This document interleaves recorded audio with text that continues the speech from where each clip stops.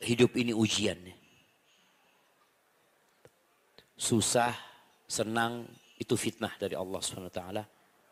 Maka dalam menghadapinya tentunya kita kembali kepada Allah SWT. Kalau dikatakan tadi dia sebagai seorang istri yang bekerja. Yang pertama harus difahami bahwasanya kewajiban memberikan nafkah itu adalah kewajiban suami.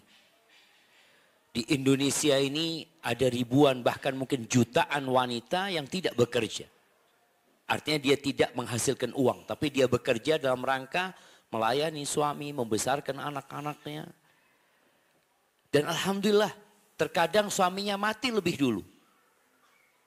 Terkadang istri mati lebih dulu. Tapi kita harus paham bahwasanya rizki itu sudah ditanggung sama Allah Subhanahu wa taala. Wa ma min dabbatin fil ardi illa 'ala Allahi rizquha. Tidak ada satupun yang melata di muka bumi ini melainkan Allah yang menanggung rizki. Jadi kekhawatiran dia kalau resign, yang pertama dia perlu bertanya kenapa dia resign? Apa tujuannya dia resign? Kalau tujuan resign dia adalah dalam rangka beribadah kepada Allah Subhanahu wa taala lebih baik lagi. Karena selama dia bekerja mungkin dia tidak bisa melayani suami dengan baik padahal itu kewajiban. Sedangkan mencari nafkah bukan kewajiban buat dia. Itu kewajiban buat sang suami. Mendidik anak-anak itu kewajiban buat dia. Adapun memberi makan anak-anak itu tugasnya siapa? Suami. Maka nasihat anak apabila suamimu mampu memberikan nafkah saat ini. Karena hari esok milik Allah Subhanahu wa taala. Saat ini insya Allah resign itu akan lebih baik buat engkau. Tapi bukan berarti tatkala resign engkau tidak mencari rizki. Mencari rizki itu banyak kuncinya. Memperbanyak istighfar. Jadi tatkala engkau resign karena dalam rangka berbuat baik sebenarnya kepada suami dan anak-anak. Engkau perbanyak istighfar. Semoga Allah bukakan pintu rizki buat suami. Engkau perbanyak sedekah. Engkau bertakwa kepada Allah. Berbanyak doa. Ada pintu-pintu rizki yang lainnya. Insya Allah tatkala engkau bertawakal kepada Allah. Allah mengatakan waman yattaqillaha yaj'al lahu makhrajan. Barang siapa yang bertakwa kepada Allah. Artinya dia melakukan perbuatan itu dalam rangka takut kepada Allah SWT. Kalau cerita dari pertanyaan tadi, dia takut tidak bisa melaksanakan tugasnya dengan baik. Dia takut anak-anaknya terbengkalai. Padahal itu akan jadi pertanyaan di hari kiamat tentang anak-anak kita. Maka barang siapa bertakwa kepada Allah, yaj'al lahu makhrajan. Pasti Allah kasih solusi. Yang kedua, wa yarzuqhu min haitsu la yahtasib. Allah akan kasih rizki dari arah yang tidak disangka-sangka. Kebanyakan kita itu bergantung kepada gaji. Bergantung kepada hasil dari usaha dia. Bahkan sebagian kita tatkala di PHK umpamanya jadi stres dia. Jadi kebingungan tatkala umpamanya pandemi kemarin usahanya harus tutup. Dia jadi kebingungan padahal yang memberikan rizki adalah Allah Azza wa Jalla. Ingat ada seorang laki-laki yang dapat berita. Dikatakan tokomu kebakaran di pasar. Tokomu kebakaran. Padahal itu tempat dia satu-satunya cari rizki di sana. Dia jualan di sana. Kebakaran jemaah.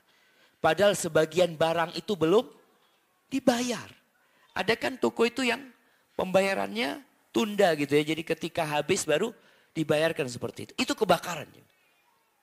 Orang ini tanya, kebakarannya sampai langit enggak? Ya enggak lah. Alhamdulillah. Rizkiku ada di langit sana.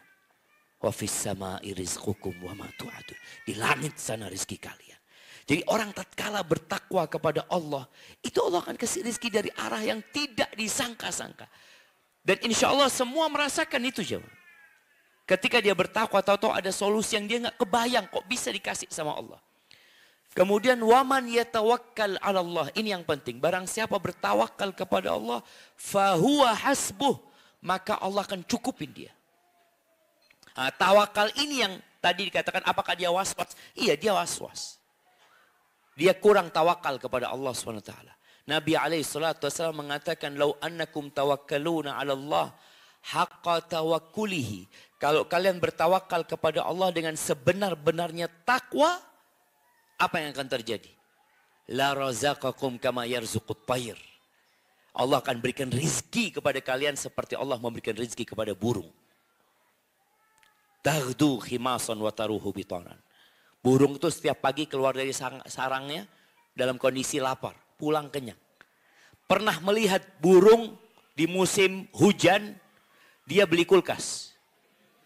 Pernah lihat ya? Nggak ada.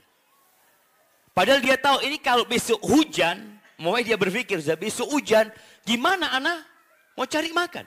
Kadang-kala ada hujan seharian jemaah. Dari pagi sampai pagi lagi. Dia nggak bisa terbang dari sarang. Tapi Allah berikan rezeki kepada dia. Subhanallah. Itu kalau orang bertawakal kepada Allah dengan sebenar-benarnya tawakal. Nggak ada burung punya tabungan. Nggak ada burung karena umpamanya masyarakat sedang menanam padi. Ini kesempatan bagi dia untuk menimbun padi. Supaya nanti anak-anaknya aman. Nggak ada. Itu ketika orang bertawakal kepada Allah SWT. Tapi intinya kalau engkau mau resign, tadi tanyakan kenapa engkau resign. Kalau sebabnya karena bertakwa kepada Allah, insya Allah semua urusannya selesai. Allah akan cukupi. Hadza wallahu a'lam bishawab. Mungkin ada tambahan dari Ustaz. Jazakallah.